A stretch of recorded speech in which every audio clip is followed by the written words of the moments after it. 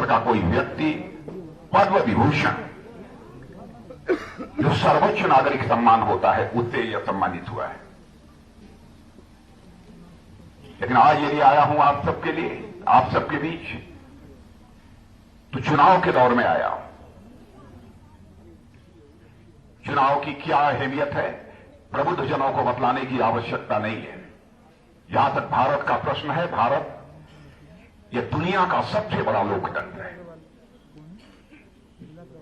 और मैं कह सकता हूं कि भारत का लोकतंत्र स्वस्थ लोकतंत्र है, और इस लोकतंत्र का स्वास्थ्य ठीक बने रहना चाहिए। इसकी जिम्मेदारी मैं मानता हूं केवल नेताओं की नहीं है, राजनीतिक पार्टियों की नहीं है, बल्कि जन जन की जिम्मेदारी बनती है कि भारत के लोकतंत्र का स्वास्थ्य किसी भी सूरत में बिगड़ने न पाए। तो सभी की जिम्मेदारी बनती है। आप मतदाता हैं, प्रबुद्ध लोग हैं, मतदाताओं में जाकर आपको जागरूकता पैदा करनी है। समय समय पर आप जो कुछ भी बोलते हैं, जनता बहुत ही ध्यान से, बहुत ही गौर से आपकी बातों को सुनती है, क्योंकि समाज में एक आपका अपना विशेष स्थान है, और उस आधार पर यह माहौल बनता है। लेकिन इस बार के चुनाव के संबंध में मैं कह सकता हूं, इस बार का चुनाव हर बार के चुनाव की तरह ही नहीं है।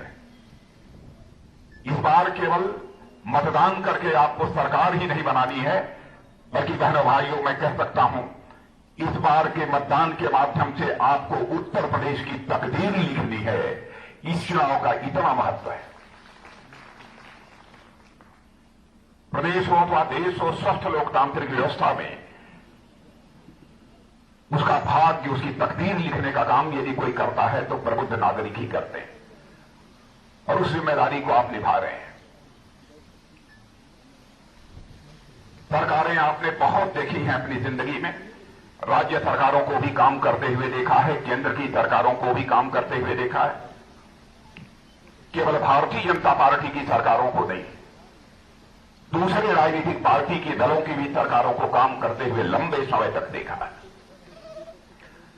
लेकिन मैं दावे के साथ इस बात को कह सकता हूं कि बहनों भाइयों, भारतीय जनता पार्टी ने जिस तरीके से सरकार चलाई है वह अपने में बेजोड़ है। मैं बहुत पीछे न ले जाकर इस समय की जो हमारी सरकार केंद्र में काम कर रही है और यहां पर जो हमारी सरकार काम कर रही है उसके बारे में मैं कहना चाहूंगा। चाहे कांग्रेस की सरकारें पहले रही हों, चाहे उत्तर प्रदेश में समाजवादी पार्टी की, बहुजन समाज पार्टी की सरकारें रही हों, सब पर कभी न कभी भ्रष्टाचार का आरोप लगा है। यहां तक कि जो मुखिया हुआ करते थे उनके ऊपर भी भ्रष्टाचार के गंभीर आरोप लगे हैं। लेकिन इतनी बात में दावे के साथ सीना ठोक कर मैं कह सकता हूं बहनों भाइयों, चाहे हमारे दिल्ली की मोदी जी की हमारी सरकार हो, चाहे यहां पर योगी आदित्यनाथ की सरकार हो, कोई मां का लाल उंगली उठाकर नहीं कह सकता है कि उनके दामन पर कोई भ्रष्टाचार की दाग लगी हुई है। यह कोई छोटी बात नहीं है। लोग यह मानकर चलते थे भ्रष्टाचार एक ऐसी बीमारी है, भ्रष्टाचार से लोगों को निजात दिलाना, भ्रष्टाचार से देशवासियों को छुटकारा दिलाना यह कोई आसान काम नहीं है। लेकिन आपने देखा होगा हमारे प्रधानमंत्री ने और हमारे यहां के मुख्यमंत्री ने किस प्रकार के कुछ करिश्माई काम किए हैं भ्रष्टाचार पर अंकुश लगाने के लिए।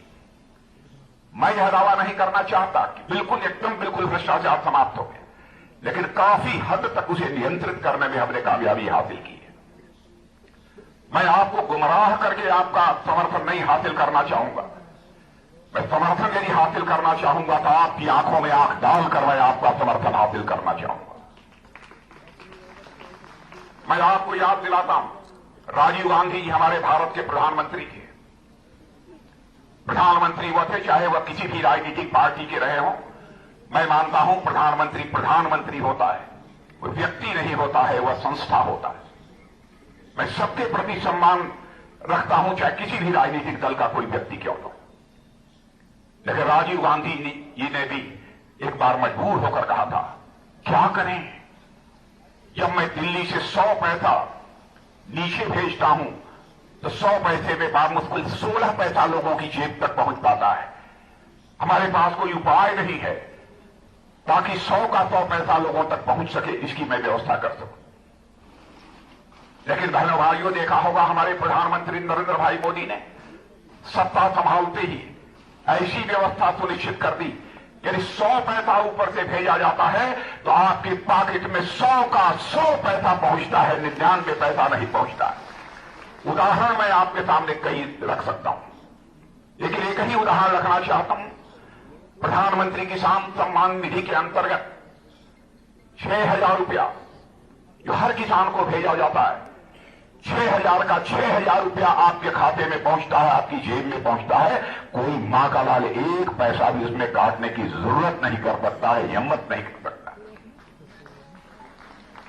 भ्रष्टाचार पर काबू केवल बोलकर नहीं किया जा सकता, सिस्टम में बदलाव लाना पड़ेगा, व्यवस्था में बदलाव लानी पड़ेगी, तभी जाकर भ्रष्टाचार पर अंकुश लगाया जा सकता है, भ्रष्टाचार पर हम काबू पा सकते हैं। और इस काम को हमारे प्रधानमंत्री जी ने बखूबी किया। जहां तक उत्तर प्रदेश सरकार का प्रश्न है, और मैं केवल उत्तर प्रदेश की नहीं बल्कि मैं देश की सरकार की भी बात करना चाहूंगा। भारतीय जनता पार्टी का यह चरित्र है मेरे बहनों भाइयों, जो हम कहते हैं वो हम करते हैं। मैं यह दावा नहीं करता कि नीचे से लेकर ऊपर तक जितने हैं सब के सब जो कहते होंगे सब निभाते हैं, लेकिन आगे बढ़ते हैं। अखिलेश यादव ने ट्वीट कर बीजेपी पर निशाना साधा। उन्होंने कहा है कि बीजेपी के आपराधिक छवि के प्रत्याशियों का शतक पूरा होने में बस एक की कमी है। अब तक आपराधिक छवि के 99 उम्मीदवारों को टिकट दी जा चुकी है। तो ये दरअसल एसपी की पहली लिस्ट आई, तो उसके बाद बीजेपी ने हमला किया और अब बीजेपी की लिस्ट पर अखिलेश यादव हमलावर।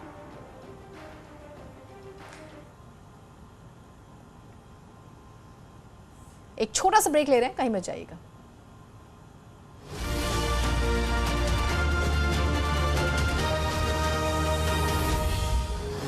अखिलेश यादव